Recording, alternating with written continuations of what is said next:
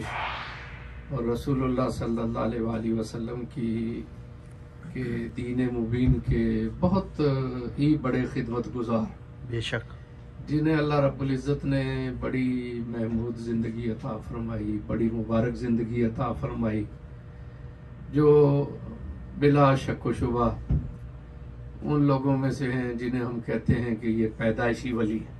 बेशक बेशक, और सुभान अल्लाह। बचपन से लेके जिंदगी की आखिरी सांस तक उन्होंने अपने पाक परवरदिगार को याद रखा और उस याद को उन्होंने पूरी दुनिया में फैलाया। बेशक, और सिर्फ फैलाया नहीं बल्कि उस याद को तो उन्होंने इस तरह उस्तवार कर दिया और मजबूत कर दिया कि उनके दुनिया से तशरीफ ले जाने के बाद भी सैकड़ों हजारों मराकज हैं जहाँ पे अल्लाह रब्बुल इज़्ज़त के जिक्र का इजरा हो चुका है। बेशक, पूरी दुनिया में उनके न्याज़मंद हैं जो अल्लाह अल्लाह कर रहे हैं, दीन की खिदमत कर रहे हैं, और ख़ास तौर पर उनको अल्लाह रब्बुल इज़्ज़त के घर बनाने और तालीमी मराकज़ और दीनी मराकज़ कायम करने की जो तौफीक नसीब हुई है वो इस दौर में शायद ही किसी और शख्सियत को नसीब हुई हो। बेशक, किबला हजरत काजी मोहम्मद सादिक रहमतुल्लाह अलैह, ये हजरत सैयदना अबू बकर सिद्दीक की रजी अल्लाह अन्हु की औलाद में से हैं। सुभान अल्लाह। हजरत अबू बकर सिद्दीक रजी अल्लाह ताला अन्हु के पोतों में से एक शख्सियत ये काजी कमालुद्दीन है जो कि यमन के काजी थे। फिर उनकी औलाद जो है ये बर्रे सगीर में भी तशरीफ लाई। बर्रे सगीर में जो जिस तरह सादात की खिदमत बहुत ज्यादा हैं, इस तरह आप देखें तो बर्रे सगीर में आपको हजरत अबू बकर सिद्दीक रजी अल्लाह अन्हु की औलाद के भी बहुत से नामो निशान मिलेंगे और उनकी बहुत सी खिदमत हैं। बेशक, और आपकी औलाद पाक में भी बर्रे सगीर में जो लोग तशरीफ लाए उनमें से बड़े बड़े अकाबर औलियाए कराम हैं। सैयदना सिद्दीक अकबर रजी अल्लाह ताला अन्हु की औलाद ने भी दीन मुबीन की बड़ी खिदमत अंजाम दी। जो बड़े सलासल हैं उनमें से हजरत शहाबुद्दीन सोहरवर्दी रहमतुल्लाह अलैह हजरत अबू बकर सिद्दीक की औलाद हैं, और मौलाना रूम ये भी सिद्दीकी हैं, हजरत अबू बकर सिद्दीक की औलाद हैं। जिस तरह हजरत गौसे पाक, ख्वाजा गरीब नवाज, हजरत बहाउद्दीन नक्शबंद और अबुल हसन शाज़ली ये सादात में से हैं, इनके सलासल हैं। इस तरह सैयदना अबू बकर सिद्दीक की औलाद के भी सलासल जारी और बड़े सलासल हैं।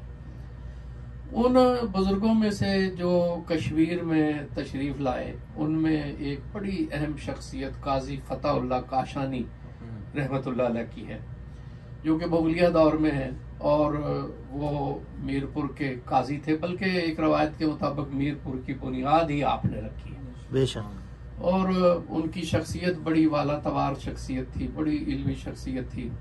यही उनका मिजार शरीफ था। हसाब का ताल्लुक एक गांव मुजाफात मीरपुर में चीचियां शरीफ उसे कहते थे, वहां था। वो मंगला डैम के उसमें जद में आ गया। तो आपके वालिद गिरामी हजरत सुल्तान आलम जो कि बहुत बड़े अपने वक्त के आली मर्तबत औलिया में से थे, जब आपकी पैदाइश का वक्त था तो हजरत सुल्तान आलम रहमतुल्लाह अलैह ने ये बशारत दी थी कि एक बड़ी सईद रूह हमारे घर में आने वाली।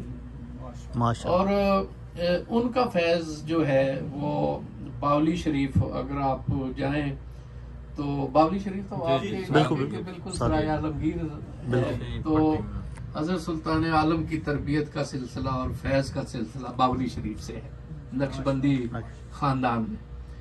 तो फिर उनकी रहलत जल्दी हो गई। आप उस वक्त 13 साल के थे और फिर आपने भी बावली शरीफ के खुलफा से फैज हासिल किया और तरबियत हासिल की। और फिर काला देव शरीफ जो जेहलम के साथ है वहाँ पे आपने अपने फैज का इजरा किया। अपने जद्दे अमजद, अपने वालिद गिरामी का मिजार भी आपने वहीं पे मुंतकिल करवाया।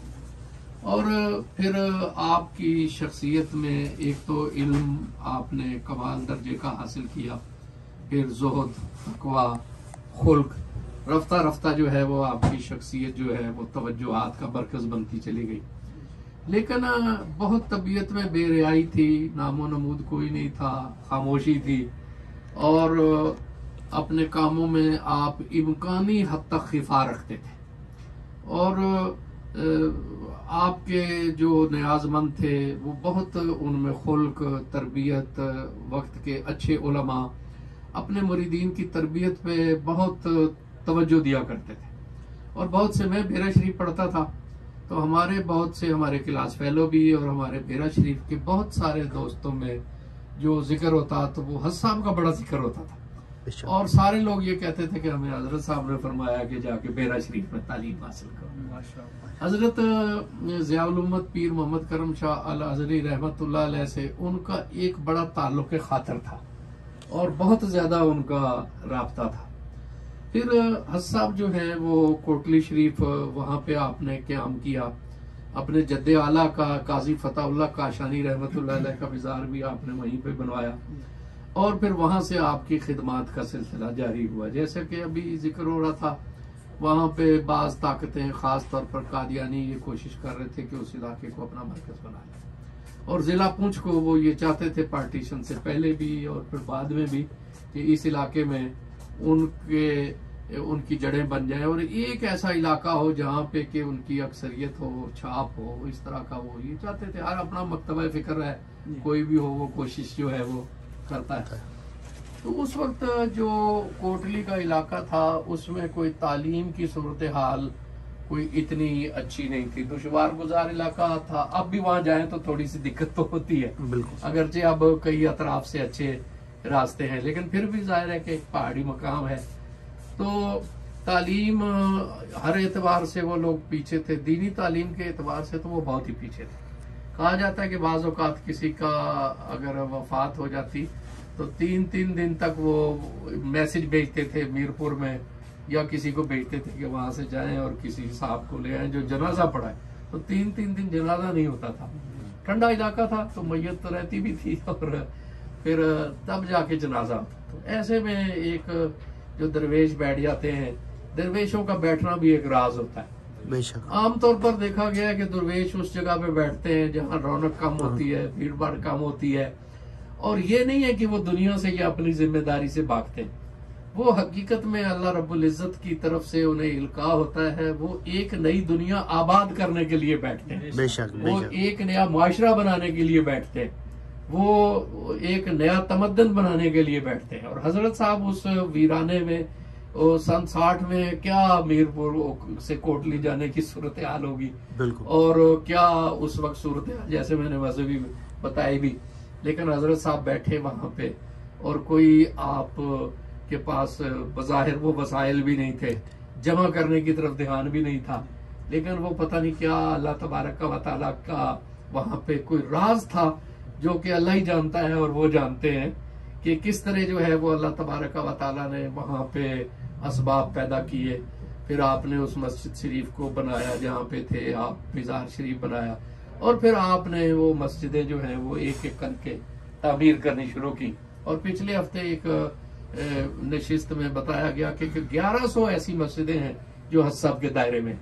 उनमें से बाज़ मस्जिदें ऐसी हैं जिनकी 100% तामीर आपने खुद करवाई है, कुछ ऐसी हैं जिसमें आपने हिस्सा डाला है और इलाके के लोगों ने भी हिस्सा डाला है, कुछ ऐसी हैं जो कि इलाके के लोगों ने आपकी मंजूरी से बनाई। लेकिन जितनी भी मस्जिदें हैं हज साहब ने ही उसका नक्शा बनाया, हजरत साहब ही मैं बाहर भेजते थे, हजरत साहब ही काम करने वाले लोग भेजते थे, और वो हज साहब को मुकम्मल तौर पे आगाह रखते थे। और एक एक चीज उसकी जो है वो आपके हुक्म से होती थी कि ये इस तरह नक्शा बनाना है, ऐसा बनाना है। और हैरत होती है कि आप जाएं, हज साहब ने तो फिर बाद में बहुत बाहर आना जाना तर्क कर दिया और वहीं पे उनका डेरा था, बल्कि वो अपने हुजरे से ही सिर्फ नमाज पंजगाना के लिए बाहर तशरीफ लाया करते थे, या जुमे के लिए आप तशरीफ लाते तो फिर उसके बाद सेहन में सारे लोग बैठे होते थे, आप वहाँ नशिस्त पे थोड़ी देर के लिए तशरीफ फरमा होते और दुआ फरमाते, और बस यही उनके मामूलात थे। अपने हुजरे में रहते थे, जिक्र करते और हमेशा रोजे से रहते, हमेशा शब बेदारी उनका मामूल था। वहां पे हाजिरी का मौका मिलता तो एक दरवेश तहज्जुद के वक्त आया करते थे कि मैं फलां मस्जिद का इमाम हूँ और मेरी हाजिरी तहज्जुद के वक्त होती है।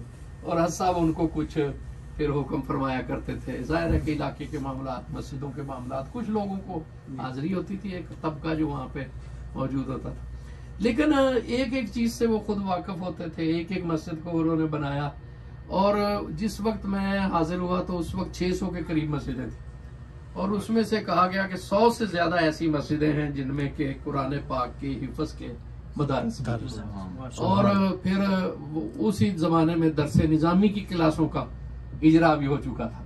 और उस वक्त, अब मैं तो अरसा हो गया उस राब्ते में नहीं हूँ, उस वक्त रवात के करीब कोई बड़ा एक दारुल भी बनाने की तैयारी थी कि वहां पे दारुल बनाना है, और कई इस तरह का ये था कि अब मदारस भी बनाए जाएंगे।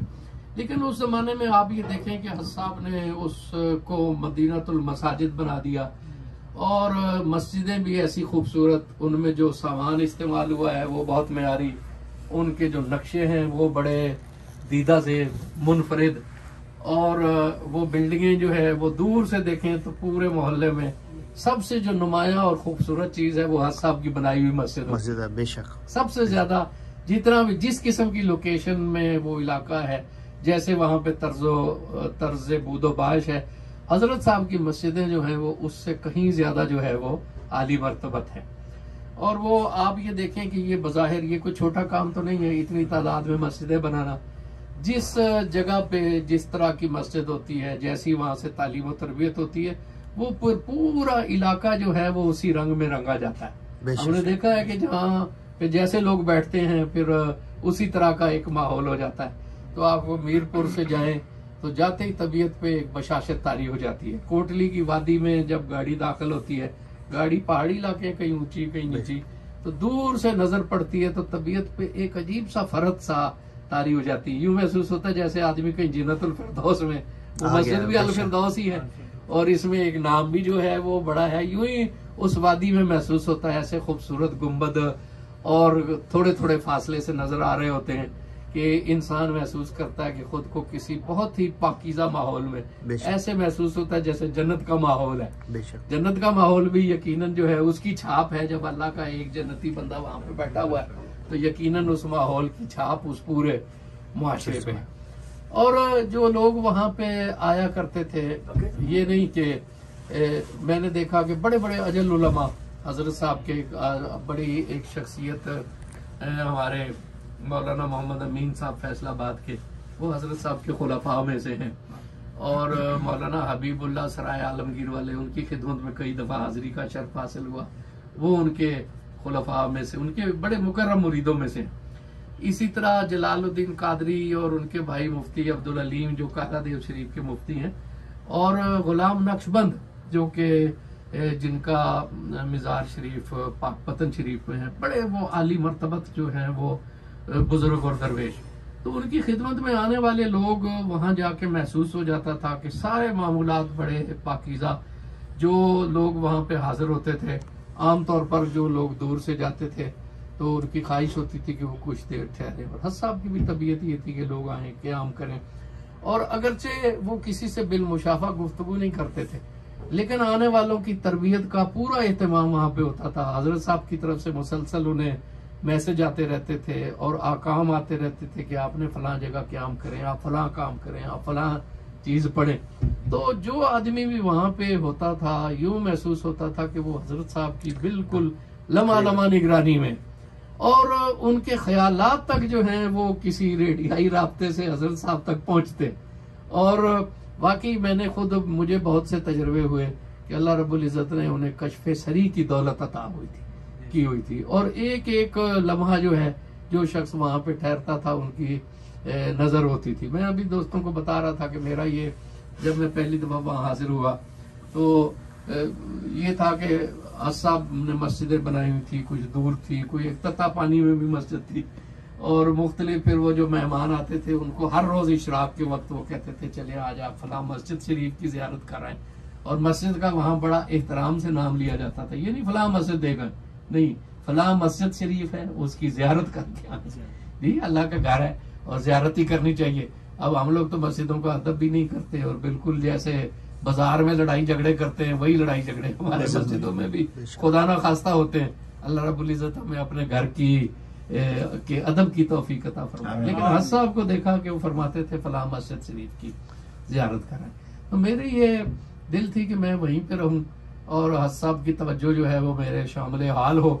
और बड़ी जिंदगी में आवारा गर्दी की घूमे फिरे हैं, तो अब जाके एक दरवेश के पास हम कुछ दिन जो है वो टिके रहे। तो मैं हफ्ते की को वहां पे जुम्मा पढ़ के हम गए वहां पे, और हज साहब ने मुझे उस पूरे हफ्ते में एक बार भी सिर्फ इतना पूछा कि कुछ दिन ठहरेंगे या जाएंगे। मैंने कहा कि मैं एक हफ्ता बुध को मैं इजाजत लूंगा। तो उन्होंने मुझे एक जगह पे, बल्कि लाइब्रेरी में कहा कि इनको लाइब्रेरी में ठहराएं। मेरा उस वक्त शोबा भी किताबों का था, मैं जाविया फाउंडेशन में किताबें ही तबाह करता था, तो जाहिर है कि मेरा शोबा ही किताबों का था। तो पहले कोई तारफ भी नहीं था, लेकिन हज साहब की तरफ से हुक्म आया कि इनको लाइब्रेरी में ठहरा, तो इनका बिस्तर लाइब्रेरी में बिछा ले, तो मेरा बिस्तर वहां लाइब्रेरी में बिछा दिया गया। तो और मुझे कोई बिल्कुल बुध के दिन मैंने कारी मंजर साहब वहां पे दरवेश थे, बड़ी मोहब्बत वाले, ड्यूटी उस वक्त वो देते थे, अब वो उनकी ड्यूटी न जाने कहाँ है। एक पिछली दफा सुना था शायद रवात में उनकी ड्यूटी है। तो मैंने उनसे अर्ज की कि हज साहब से अर्ज करना है कि मैं इजाजत चाहता हूँ। तो उन्होंने जाके अर्ज की, तो हज साहब ने फरमाया कि उन्हें कहें कि अगर कोई वक्त जल्दी नहीं है, कोई ज्यादा जरूरी काम नहीं है, तो कल चले जाए। मैंने कहा जी जैसे हुक्म हो मैं वैसे ही करूँ। तो मैं वहां ठहर गया। थोड़ी देर के बाद फिर हुक्म आया कि आज मौसम भी बड़ा अच्छा है, हवा बड़ी अच्छी चल रही है, तो ये वॉकिंग डिस्टेंस पे ही है यूनिवर्सिटी, आप चले जाएं, चहलकदमी हो जाएगी, तो उस मस्जिद शरीफ की जियारत करें, वहां मजार शरीफ पे फातिहा भी पढ़े। तो आखिरी दिन उन्होंने मुझे फरमाया, और वो भी साथ कहा कि जरा थोड़ी सी चहलकदमी हो जाएगी, 6 दिन से आप यहीं पर हैं। तो वो एक अजीबो की गरीब किस्म की एक तरबियत का, आप देखें वहां पे मस्जिद में जो दरवेश होते हैं, सुबह तहज्जुद के वक्त वहां पे अजान होती है और लोग उठ जाते हैं लोग और तहज्जुद पढ़ते हैं। फिर फजर में मेरा ख्याल है कि हर रोज उनके मामूलात में है कि 1.25 पारा तिलावत होता है। जो लोग भी वहां आते हैं तरबियत के नुक्ता नजर से होते हैं, और हर रोज वहां पे कुरान पाक का फजर की नमाज में 1.25 पारा तिलावत होता है। अब बातें याद आ रही हैं उस बरकत से, काफी कई साल हो गए। 208 में तो उनका विसाल हुआ है, तो ये मेरा जो है, मेरा ख्याल है कि सन 200 के एक करीब जो है मैं 2000 में वहां पे, 201 में इस दौरान में वहां पे हाजिर हुआ। तो ये वहां पे एक अच्छी बातें हैं। तो फिर उसके बाद फजर से लेके इशराक तक वहां मुराकबे का मामूल था। लाइट बंद कर दी जाती थी और खुद किबला साहब भी एक कोने में, और जितने भी लोग हाजिर बाज थे वो सारे इशराक की नमाज तक मुराकबा करते थे। और फिर उसके बाद नमाज इशराक अदा होती थी। फिर उसके बाद जो है वो हल्का फुल्का सा जो भी वहां नाश्ता होता था, और उसके बाद फिर सारे दरवेश चाश्त की नमाज पढ़ते थे। जिन्हें कहीं हुक्म होता मस्जिद की जियारत के लिए वो जाते, या और आदो वज़ाइफ में मशगूल रहते। फिर खत्म खाजगान बाकायदगी से होता था और 2 वक्त में होता था। तो एक पूरे मामूलात जो थे, वो जो शख्स भी आता था एक रूहानी तरबियत लेने के लिए, और हज साहब की उनके ऊपर नजर होती थी।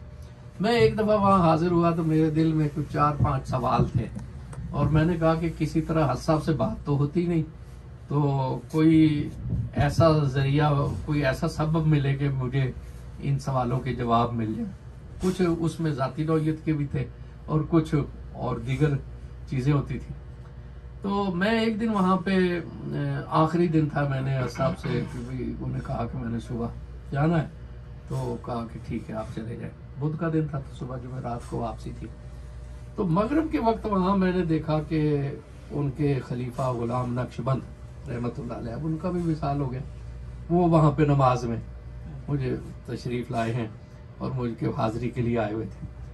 तो इशा की नमाज पढ़ के तो मैंने ये सोचा, हाँ, दूसरे दिन जब मैंने इजाजत ली, अभी वो मेरे सवालों के जवाब नहीं थे, तो इशराक के वक्त मुझे पढ़ के तो जाना था। तो उससे पहले मैंने ये सोचा कि गुलाम नक्शबंद एक आली मर्तबत शख्सियत है, उनसे मेरा तारुफ था। पाकपतन शरीफ में एक दफा निकाह की एक तकरीब में जियारत हुई, और वो खुद बड़े आली मर्तबत आलिम और बहुत बड़े दरवेश थे। तो मैंने कहा कि जिंदगी में पता नहीं मौका मिले या ना मिले, तो क्या ही अच्छा हो कि मैं अगर इनके हुजरे में हाजिर हो जाऊं और इनसे मैं दुआ ले लूं हजरत गुलाम नक्शबंद से, तो ये कितना ही अच्छा हो। तो वहां पे उनके साथ जो दरवेश थे वो इत्तेफाक से कमरे से बाहर आ रहे थे। तो मैंने उनसे पूछा कि क्या हजरत की ज़ियारत हो सकती है और मैं अंदर जा सकता हूँ? उन्होंने कहा आप चले जाएं, हजरत साहब मज़ाहिर पढ़ रहे हैं, आप जाके पास बैठ जाए। तो मैं जब हाजिर हुआ, मैंने सलाम अर्ज किया। हस्सा वज़ाइफ पढ़ रहे थे, लेकिन वो वज़ाइफ की किताब उन्होंने बंद कर दी। और बस इतना पूछा आप कहाँ से तशरीफ लाए? मैंने कहा लाहौर से। तो उन्होंने एक बात शुरू कर दी, वैसे ही जैसे तरबियत की दरवेश करते हैं ना। तो वो अभी बात के चंद फिक्रे ही हुए थे कि मैं चौंक गया। क्यों? वो मेरे पहले सवाल का जवाब चल रहा था। माशाल्लाह जी, अभी वो बात शुरू हुई कि मुझे जो है वो अंदाजा हो गया। और मैंने कहा ये देखें कि हजरत साहब का तसर्रुफ है कि अभी मैंने जाना है और अभी साहब की तरफ से हुक्म आएगा। जो उनका अपना एक तरीका था कि कोई आता था तो उसे दरवेश को वो कोई ताइफ अंदर से भेज के रुखसत फरमाते थे। तो कारी साहब ने मुझे कहा कि आप ठहरें, मैं साहब को कहता हूँ कि वो जा रहे हैं। तो इतने में मैंने कहा मैं इनकी ज़ियारत कर लूँ। तो जैसे ही उन्होंने वो वज़ाइफ रख दिए। हालांकि दरवेशों का मामूल होता है अपने वज़ाइफ मुकम्मल करते हैं, लेकिन चूंकि वो जाहिर है कि एक बाखबर हस्ती है, तो उन्होंने वज़ाइफ को मौकूफ किया और मुझसे बातें शुरू कर दी। और जैसे ही उस बातों के 2-3 फिक्रे आगे चले तो मुझे अंदाजा हो गया कि ये तो मेरे सवाल का जवाब बता हो रहा है। और फिर इसी तरह उन्होंने बड़ी तसल्ली के साथ मुझे सारी बातों के जवाब दिए। एक बात अभी रहती थी कि कुछ और लोग भी आ गए और वो उन्होंने अपनी मारूजात की और न्याज पेश किया। तो मैंने कहा कि आप हजरत साहब तो मसरूफ हो गए। तो मैंने कहा मुझे इजाजत है, लेकिन उन्होंने कोई तवज्जो नहीं फरमाई कि और अपनी जो दरवेश थे उनसे बातें जारी रखी। फिर मेरी तरफ कहने लगे कि ये इधर ताकचे में एक रिसाला पड़ा हुआ है, ये जरा उठा के मुझे दें। तो वो मैंने उनकी खिदमत में पेश किया। तो मुझे कहने लगे कि ये रिसाला है, तो इसमें साईं तवक्कल शाह साहब के कोई मलफूजात हैं, ये उनके बारे में रिसाला है। और इस रिसाले में लिखा हुआ है कि एक दरवेश थे, तो उन्होंने आके अर्ज की कि मेरे को रिज़्क़ के मामलात जो हैं वो आगे नहीं बढ़ रहे, रुके हुए। तो साईं तवक्कल शाह साहब ने कहा कि मैंने आपको जो अल्लाह उस समद का वजीफा बताया था, लगता है कि आप उसको पूरा नहीं कर रहे। तो मैंने कहा जी कि ठीक है जी। मुझे फरमाने लगे कि मुझे हजरत साहब ने इस तरह ये बताया कि 3300 दफा मैं हर रोज अल्लाह उस समद पढ़ता हूँ। तो कहने लगे अब आप जाएं, आपको इजाजत है। ये मेरे आखिरी सवाल का जवाब था। किसी वक्त हजूर ज़िया-उल-उम्मत ने मुझे ये बताया हुआ था, तो मैं इसे कभी कर लेता था, लेकिन मैं डरता था कि ये बड़ा जलाली वजीफा है। बचपना आप कह लें ना पुख्ता, उस वक्त बहुत सी बातों का इदराक नहीं था। जैसे जैसे इंसान को तजर्बा हासिल होता है, कुछ मुताला होता है, तो कुछ चीजों का पता है कि चलता है। इतने बड़े शख्स ने जो ये वजीफा दिया है, तो फिर साईं जाने और वो उसका काम जाने, फिर हमें इस तशवीश में पढ़ने की क्या जरूरत है कि कोई चीज ठंडी है या कोई चीज गर्म है। तो वो कभी कर लेना, कभी ना करना। तो उन्होंने कहा कि ये साईं साहब ने कहा कि मैंने जो अल्लाह उस समद का वजीफा आपको बताया था ना, आप इसकी तरफ तवज्जो नहीं करते, ये मामलात इस तरह के, इसलिए मुझे फरमाने लगे आप जाए। मैंने कहा जी ठीक है। तो वह आखिरी सवाल का जवाब था। तो ये इससे अंदाजा लगाएं कि उनका क्या तरीका तरबियत था, किस तरह जो है वो उनके साथ हमारे एक वाबस्तगी एक तो इसलिए भी थी कि हमारे किबला पीर करम शाह साहब से उनका बहुत ताल्लुक खातर था। वहां पे हुक्मरान भी जाते, उस वक्त के वजीर आजम मियां नवाज शरीफ भी गए और दीगर बड़े बड़े आली मर्तबत उलमा भी, दरवेश भी जाते। जो उनका एक हल्का था, उसके अलावा किसी से उनका की बराह रास्त मुलाकात नहीं होती थी। लोग वहां पे जाते और सलाम भेजते और वो दुआ देते, और कोई बात पूछनी होती तो वो पूछते। तो किसी को ये इज़्न बारियाबी नहीं था। मुझे कारी मंजर साहब ने बताया कि एक पीर मोहम्मद करम शाह साहब ऐसी शख्सियत है कि हज साहब ने बाहर निकल कर उनका इस्तकबाल किया था, और कोटली की जहाँ से वो शुरू होता है तो वहां तक आपने उनका इस्तकबाल किया। और हमने देखा कि उन्होंने पीर साहब ने उनकी दस्तबोसी की और उन्होंने पीर साहब की दस्तबोसी की वहां। हालांकि इसका भी कोई ऐसा था कि वो कोई इस इल्तिजाम को नहीं करते थे। और फिर हजरत साहब जो है वो उनको रुखसत करने भी कोटली की हदूद से बाहर तक गए थे। उनका सिर्फ एक पीर करम शाह साहब है, कारी मंदर साहब ने मुझे बताया कि मैं जब से यहाँ हूँ मैंने उनको देखा है कि हज साहब उनके लिए हुजरे से निकले भी हैं और हज साहब ने उनका इस्तेकबाल किया। वली में शनासत जी, और उनके तो जाहिर है इनके जो पीर मुर्शिद हजरत नकीबुल्लाह शाह साहब, उनका भी एक बड़ा ताल्लुक खातर पीर करम शाह साहब से था। उसका भी मैं नहीं शायद हूँ, नकीब साहब से, नकीबी साहब से जिक्र भी होता रहता है। तो ये वली वली को जो है वो पहचानते हैं। और मुझे पीर साहब के जो साहबजादे हैं हफीजुल बरकात शाह साहब, उन्होंने उनको जिक्र हुआ तो कहने लगे कि एक दफा मैं साहब के साथ मैं भी गया था, तो मैंने ये देखा कि मैंने जिंदगी में कभी इतना एहतमाम किसी जोराने में दावत में नहीं देखा जितना उन्होंने पीर साहब के लिए किया था जी। और पता नहीं कि क्या क्या उन्होंने एहतमाम किया। जाहिर है कि वो एक मर्द दरवेश थे और खाने के आदि वो भी नहीं थे, ये भी नहीं थे, लेकिन एक रस्म होती है ना, एक एहतमाम होता है।